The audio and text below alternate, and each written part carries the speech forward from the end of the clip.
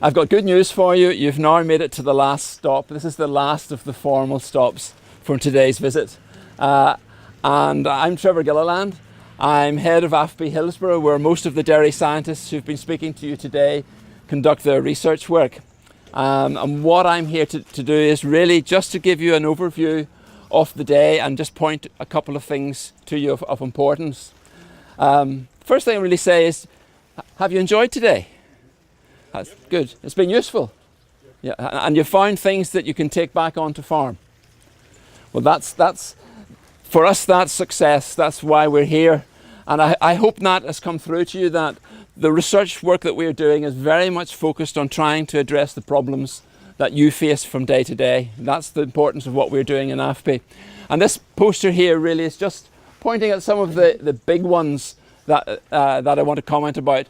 We all have heard about Brexit. We know about Brexit, but we don't know what it really means at all. It's a threat and a challenge to us, but we don't know what that challenge is. Are we going to be working at prices that have been driven down to world levels? Are there going to be tariff barriers in front of us? Are we going to have lost markets? And are there going to be new competitors coming in to sell again? So we don't know what the circumstances are, but the research work that AFBI is doing at the moment and will be doing going forward is to make your businesses as robust as possible to cope with whatever's coming down the line. And I hope that message is coming through as we go through today. Of course, there's been this perpetual drive to increased efficiency. And this graph just shows you in blue, the milk price, the farm gate milk prices, and the red line is the adjustment for the change in the value of the pound. So in comparison to the early 1990s, the prices that you're getting today for your milk is equivalent to you being operating at about 15 pence per litre. So you're actually working at a much higher efficiency level today than you would have been back then. You may not be aware of that, but that is what is happening. And that is because you've been adopting the research work that AFBI and others have been producing and that CAFRE have been driving through to you on farm. So it's an ongoing process. The other big challenge we have, of course, is the environmental one. We're very much aware of the pressures that are on the dairy industry from an environmental point of view. Trying to control that phosphorus levels going out, particularly getting into waterways. We were having some success in driving it down. There's some evidence now that that's beginning to turn, and it will be a concern that governments and legislators will be coming back on us about. And the ammonia issue as well, agriculture being the biggest producer and dairy being a very substantial part of that. So those are going to be pressures coming down the line that are going to need innovative solutions, and that's where we're working towards. But I hope you've seen that a lot of our work is driven towards the farm and the farm need. And what drives us towards that is very much the influence of Agri-Research. And I've John Henning here with us today from Agri-Research who's going to speak to you. But their influence on us makes us very much aware of your needs. And I think you want to have a couple of words. Good afternoon, everyone. As Trevor has said, my name's John Henning. I'm the Vice Chairman of Agri-Research. And we just wanted to take a couple of moments to explain a wee bit about what Agri-Research does and where we link into the whole process. Agri-Research is an independent charity which was set up in 1997 to help focus on the ruminant livestock sector. And I suppose the original purpose was to improve the competitiveness, the profitability and the sustainability of the ruminant livestock sector in Northern Ireland. We're independent in that, and I have to say sorry to Trevor for this, we're not part of AFBI, we're not part of CAFRE, and we're not part of DERA. It's an independent organisation, largely comprising farmers and largely run by farmers. On the dairy sector, the levy from dairy farming is 0.02 pence per litre. So in the case of an 8,000 litre cow, that works out at about £1.60 for that cow. So it's a relatively modest contribution towards research on behalf of the sector. The farmer-focused research is very much a direct involvement and allows farmers the direct involvement in instigating the research and actually delivering the research as well in terms of the on-farm involvement of many of our farmers. And you can see the photograph on the top right of the poster highlighting the pilot farmers that we have in 2017 for grass check. The levy is also used to leverage additional funding from other sources, both nationally and internationally. And as you can see from the graph here, in 2015, 2016, Agri-Research contribution of about 450,000 was able to commission research projects totaling in excess of 5 million by leveraging additional funding from other organisations. And that's where we work with organisations like AFBI, CAFRI, SRUC, AHDB, Chugus, and various other bodies, and utilise EU funding as well. Reviews that have been undertaken have shown that we can achieve a return on investment levy of about 22 to 1 based on a 5 to 10% adoption rate of the research findings delivered through Agri-Research. There are many illustrations of research benefits which really do add value to the industry, but some of the key research benefits to date include a lower organic AN rate for Northern Ireland dairy cows, which is worth about 5.4 million to the industry annually. Information provided by Grass Check in the past provided the evidence that was needed for about 5.5 million of weather aid and fodder aid payments a few years back when those were needed by the industry. And applying Agri-Research co-funded research findings on farms have been shown to reduce costs by about 5 pence per litre.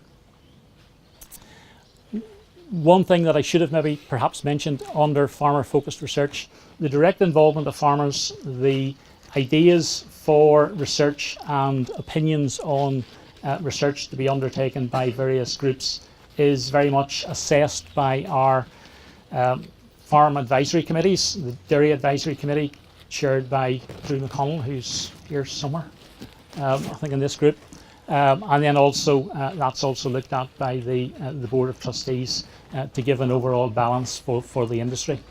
So we're very much committed to driving research and innovation for the dairy sector, and we put a lot of emphasis on the dissemination of that to farmers, but we always welcome new ideas. So if you have something that you think might work on your farm and perhaps needs looked at, certainly let us know. And we have a wide range of resources available both on our website agriresearch.org and also through following us on Twitter and Facebook. So thank you very much. Good to see you all here today, and I'll now hand back to Trevor. I just want to point to what you've seen today. The overriding message today is attention to detail at every stage, from soil to sale. And that's what the message is about in terms of efficiencies. You started, the last talk that you had was with Suzanne Higgins before you came to me, and she was talking to you about strengthening your soil status. Get those soil tests done, get the pH corrected, get the right nutrients into the ground, make sure the soil structure is correct, and on that basis you've got the potential to grow great grass. That's our greatest natural resource here in Northern Ireland. There is a potential. On the top farms, we're showing 12 to 15 tonnes per hectare of dry matter grown, and 80% of that being utilised. And on the average farms, it's 7.5 tonnes grown and only 50%. So there's a big opportunity there to make a massive, greater use of the cheapest resource that's on the farm. The second talk that you had was with Stephen Morrison, who talked to you about consider calf care. He was talking about getting colostrum fed early on and about the other steps in maintaining the health of that animal right from the very beginning of early life, pointing to the fact that the carry-on effects of any losses at that stage can be quite substantial. He's talking about £175 extra to raise that animal if the attention to detail isn't maintained. And then following him, you spoke to our vets who were talking about practicing prevention principles, about keeping the animal healthy, avoiding the costs that are coming down from vets as best as you can, or at least spending the money wisely when it has to be spent, and avoiding the losses of dairy replacements. So it's about protecting your money to a large extent by protecting the herd.